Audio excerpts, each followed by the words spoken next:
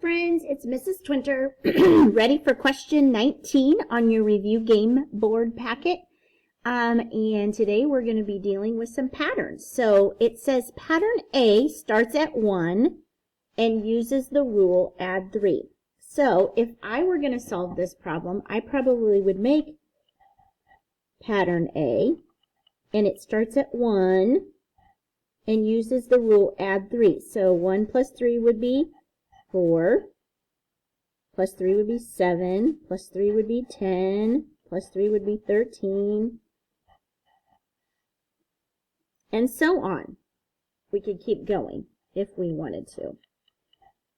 And then pattern B says, pattern B starts at 5 and uses the rule multiply by 2. So 5 times 2 would be 10. 10 times 2 would be 20. 20 times 2 would be 40. 40 times 2 would be 80. And 80 times 2 would be 160. And so on. So which one of these shows the pattern, the first 5 in each pattern? Well, we can use this since we did it.